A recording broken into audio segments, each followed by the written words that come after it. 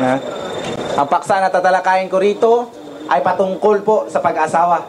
Ha? Ang pag-asawa, o tinatawag sa wikang Ingles, marriage. Ang ganda, no? Marriage. Marriage is one of Allah's laws. Ha? Ang pag-asawa ay isa sa batas ni Allah na tagapaglikha. Mababasa natin yan sa Quran, Surah Adhariyat, chapter 51, verse 49. Nagsasabi dito, وَمِن كُلِّ شَيْءٍ خَلَقْنَا زَوْجَيْنِ لَعَلَّكُمْ تَذَكَّرُونَ. So, sabi dito, mga mahal na tagapakinig, we have created all things in pairs that perhaps you may remember. So, kung yung maalala yung mga mahal na tagapakinig, si Propeta Adam at si Eve, ano ba yun sa Tagalog? Kanino-nunuan? Ha? Tama ba yun? Nino-nunuan? Hindi ko na alam yun, pero sinsahan nyo na. Ha? Kanino-nunuan? Okay. Ang pag-asawa ay isa sa batas ni Allah na tagapaglikha. Dahil, mga mahal na tagapakinig, sabi niya, ginawa ko ang mga bagay sa magkapareha. Magkaparehas. So may lalaki at may babae. May lalaki at may babae para magkaroon ng reproduction, para dumami. Dumami yung tao sa mundo. Nilikha ni Allah ang bagay sa magkapareha. Lahat ng bagay. Makikita niyo yung manok. May lalaking manok, may babaeng manok, may lalaking kalabaw. Mahirap na yun. Yung pag ganun, binabaing manok. Dahil sa pananampalatayang Islam, bawal po ang bachelorship. Alam niyo ba yung bachelorship?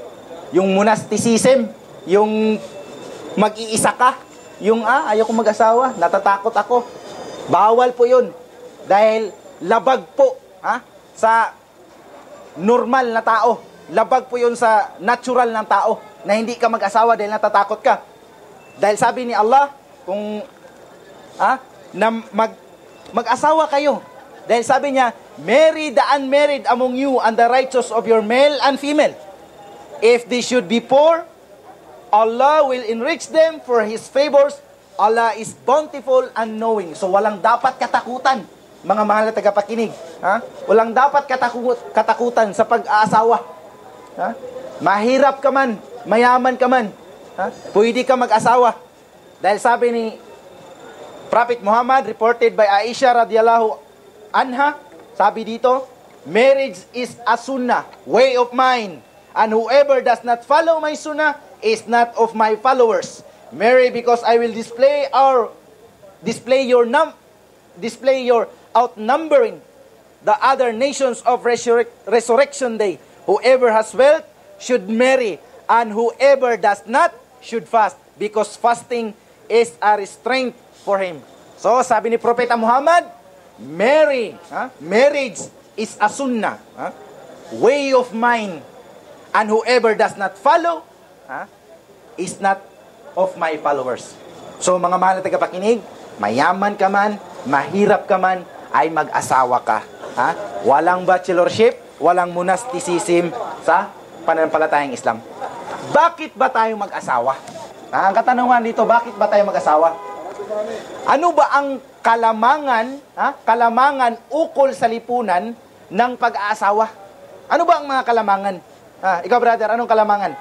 May tao, may inspirasyon. Isa rin yun, ano? Base sa iyong opinion. Ang kalamangan ukol sa pag-aasawa, kung bakit tayo talaga ay mag-asawa, sabi ni Allah, mag-asawa kayo. Ako ang magbibigay sa inyo. Mayaman kayo, mahirap, ako magbibigay sa inyo. Sabi dito, preserving humankind. Isa yun, preserving humankind. Sa Tagalog, pinapanatili ang tamang sangkatauhan. Magtatag ng tamang pananatili ng sangkatauhan. Magtatag ng tamang pananatili ng sangkatauhan. Kaya pala tayo ay dapat mag-asawa. Pangalawa, preserving kinship ties. Ito yung pinapanatili ang mabuting pagkakamag-anak, ha? At pagiging salungat sa zina. Wikang Arabic, zina. Ito ay tinatawag na fornication o adultery. Ha? Pagiging salungat sa pangangalunya. Sa Tagalog, pangangalunya.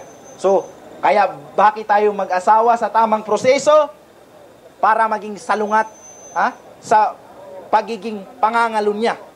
Number 3, ha? Pangatlo, safeguarding the society from moral degeneracy. Ha? Ano sa wikang Tagalog yon? Pagbabantay sa lipunan mula sa mga masasamang elemento. Ha? Mula sa mga masasamang bagay. Ha? Mga mahal na tagapakinig. Safeguarding the society from moral degeneracy. Pang-apat, safeguarding, ha, the society from physical diseases. Mga mahal na tagapakinig, kailangan natin mag-asawa sa tamang proseso para, ha, safeguarding, sabi rito, safeguarding, ha, safeguarding the society from physical diseases. Katulad ng ano? Yung mga AIDS. Kasi kung lagi kang nangangalunya, nakipagtali ka, ay magkakaroon ka na ng physical na sakit. Ha? So sabi dito, safeguarding the society from physical diseases. Pagbabantay sa lipunan mula sa physical na sakit. So kailangan tayo mag-asawa sa tamang proseso. Hindi katulad ng ibang mga paniniwala na hala, sige, bira, kay nanganal na. Hindi ganun. Na ano, bira, kay nangatol na. Hindi ganun na mga katawagan. Kasi meron tayong mga, lalo na sa mga magagaling na, yung babaero ba, palakiro. Ligaw-ligaw, mamaya, mga after 30 minutes, wala na. Kainas Jollibee. Tapos kain Jollibee, patal na. Kasi wala sa tamang proseso. So, ang pag-asawa sa pananampalatayang Islam ay nasa tamang proseso. Ha? Mamaya, ligawan mo na. Ito talaga, ito si Brad, oh. Grabe talaga to. Gawain mo ito dati, Brad, no? Astagfirullah. Ha? So, yun pala yun. Ha? Dapat mag-asawa sa tamang proseso, hindi yung basta-basta birada na lang kung sino-sino. Kasi, pinoprotektahan yung society, ha? Sa mga physical na sakit. At pang-5, living a harmonious life. Mamuhay na magkakagabay sa buhay. Living a harmonious life. So kung may asawa ka, ay maganda ang asawa. Maganda kung may asawa. 'Di ba? Maganda ang buhay pag may asawa sa tamang paraan. Hindi yung girlfriend, boyfriend. Ay, hindi dapat ganyan. At ang pang-6, establishing the family environment. Pagtaguyod sa magandang pamilya sa kapaligiran. So ang ganda sa pananampalatayang Islam, bawal tayo mag-adultery, bawal, daming bawal. Kailangan mag-asawa sa tamang pamamaraan. So yun po, ang pag-asawa ay isa sa batas ni Allah na tagapaglikha. Ito mga mahal na tagapakinig, kung iisa-isahin ko to, i-detalye ko, aabot tayo ng 1 linggo. Dahil basic lang ang sinabi ko rito na mag-asawa sa tamang proseso. Tungkol naman sa dore o tinatawag na mahar, mga mahal na tagapakinig. Dore, sa wikang Arabic, tinatawag na mahar o sadaka. Sadaka. Dahil dito, may mga haka-haka sila. Hindi lang sila. Pati rin sa mga dating mga Muslim na nakagawian na nila ba? Sa Tagalog, sa wikang sa wikang Tagalog, nakagawian na nila. Sa Tagalog. Naging tradisyon. Naging tradisyon ang naging haka-haka nila. So, ipaliliwanagin ko sa inyo rito, klaro ko ba? Ano ba yun sa Tagalog yung Ipaliwanag ko ng klaro, tungkol sa dore. Dahil marami dito mga tao, marami ang ibang paniniwala rito, na marami silang haka-haka na yung dore daw, yung mayayaman lang ang pwede mag-asawa. Dahil may pera, may dore. Hindi. Ganito, ipapaliwanag ko sa inyo. In Islam, the dowry is mandatory at wedding. In Arabic, it is called mahar. Sabi dito ni Allah sa Surah Nisa, chapter 4, and give the woman upon marriage their dowry, even though the mahar is an obligation on the husband, there is no proof to make it a condition for the validity of the marriage contract. At ang tanong dito mga mahal na tagapakinig, dahil dito na ang katanungan, sino ang tatanggap sa dowry? Halika rito, Brad. Ang katanungan dito, sino ang tatanggap sa dowry? Sino ang tatanggap sa dowry o tinatawag na mahar o dito nagkakaroon ng maraming haka-haka. Sino ang tatanggap sa dowry? Ang tatanggap sa dowry, basahin ko sa wikang Ingles, the mahar is the sole right of the wife and no one may take any of it without her permission, not even her parents. Maliwanag mga mahal tagapakinig na ang tatanggap sa dowry, free gift, maliwanag na sinabi ni Allah na magbigay kayo ng dowry, tatanggap ay yung asawa mo mismo, ang magiging asawa mo, hindi yung mga magulang. Maliwanag, hindi mga magulang, not even her parents. No one may take any of it without her permission. Dapat ang babae ang siyang may karapatan. Walang ibang tao. The mahar is a compensation that the wife takes in return for making herself available to her husband. Thus Allah gives her full right to it, even at the time of divorce. Even her husband divorces her without any default on her part. And therefore, it is up to the wife. Ang sabi rito, it is up to the wife if she wants to keep all of her mahar or give some of it to her parents, or give some of it to her parents or other people, or even give some of it back to her husband. So, ang asawa po ang may karapatan sa tinatawag na dowry. Walang pakialam ang ibang tao, pati magulang niya, walang pakialam. So, dito nagkaroon ng haka-haka dahil may nakausap ako sa internet. Minsan pupunta siya rito. Hindi ko nalang pangalanan siya. Isa sa bisita natin dito, nag-usap kami sa internet tungkol sa mahar dahil may haka-haka siyang sariling definition tungkol sa pag-asawa. Sabi ko sa kanya, logic na lang sinasagot ko sa kanya. Sabi ko sa kanya, may nakikita ka na ba ng mga babaeng nabuntisan, ng mga Muslim? Sabi niya, wala. Yun ang logic na lang ang mga sinasagot ko sa kanya. Kasi pag sinagot ko siya ng mga ganito, hindi siya nakikinig dahil may sarili siyang haka-haka. Isa sa mga bisita natin dito. So, brother, ang tatanggap sa mahar ay yung magiging asawa mo. Walang karapatan ang magulang. Walang karapatan. Kailangan may permission sa babae, siya ang dapat magbigay. So, dito ko na lang tatapusin. Wa akhir da'wa walhamdulillahi rabbil alamin. Kung sino yung may mga katanungan dyan, tungkol sa paksa, halika, brother. May katanungan ka agad, Ito, talagang, kahit di tungkol sa paksa. Assalamualaikum warahmatullahi wabarakatuh. Magandang hapon po, mga kababayan na nandito sa SOC. Itatanong ko po, brother, bali, ang tanong ko po kasi yung sentro po ng Katolisismo ay Roman Catholic sa Roma po. Ang tanong ko po, si Jesus po ba, saan siya pinanganak? Saan siya pinanganak? At saka, yung bayan po ba na pinanganakan ni Jesus ay anong mga tao doon? Anong paniniwala nila? Magandang po. Salamat po. Magandang katanungan, brother, no? Ang katanungan ni brother ay ganito. Saan daw po ipinanganak si Jesus Christ? O sa wikang Arabic, Isa al-Masih ibn Maryama. Saan daw po siya ipinanganak? At ano bang mga klaseng tao ang nandoon? Di po ba? Anong pananampalataya po daw ng tao ang nandoon? Ang unang katanungan niya, saan daw po ipinanganak si Jesus Christ? At ano ang mga tao o ano ang pananampalataya ng mga tao na nasa sakupan ni Propeta Jesus? Ang kasagutan ko, una sa tanong mo, si Jesucristo ay ipinanganak sa Palestine. Si Jesucristo ay isang Palestinian. Isang Palestino si Jesucristo. At ang mga tao na nandoon at ang mga kamag-anak ni Jesucristo na nandoon sa Palestine ngayon ay mga Muslim.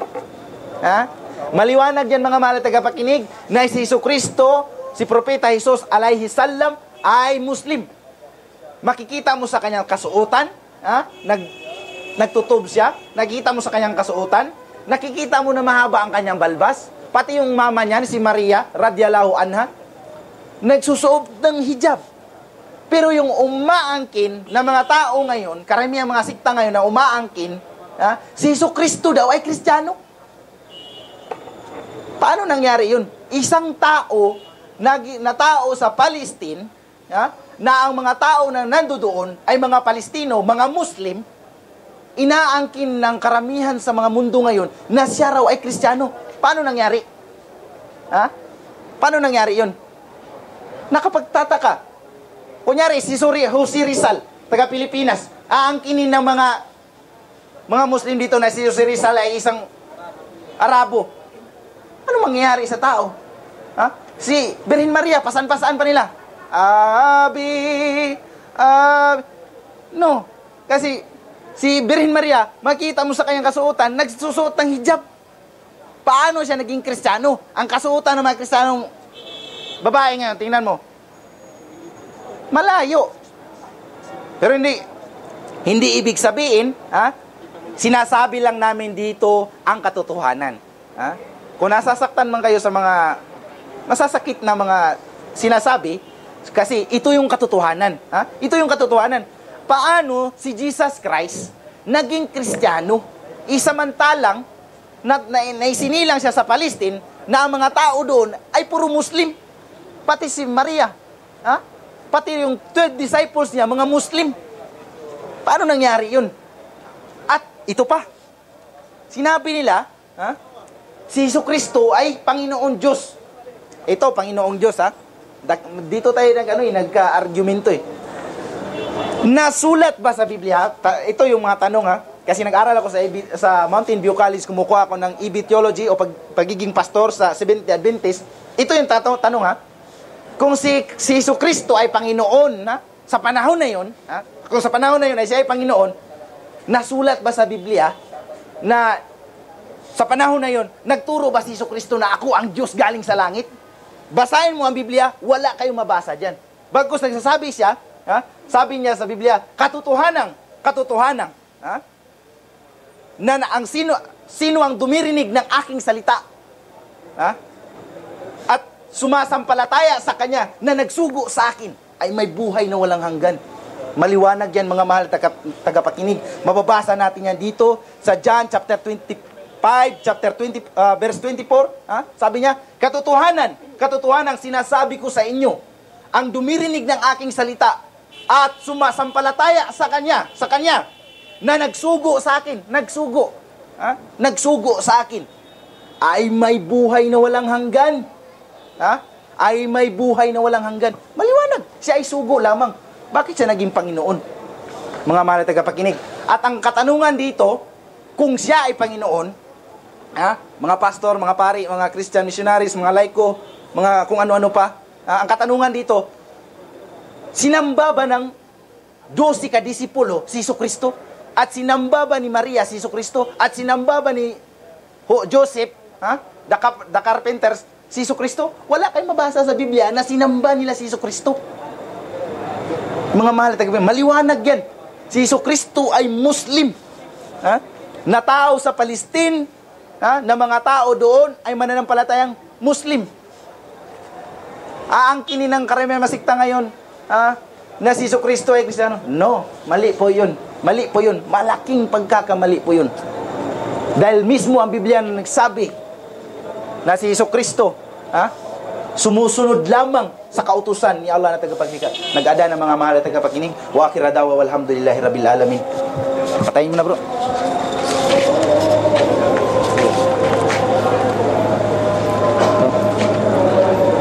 Hindi mo alam?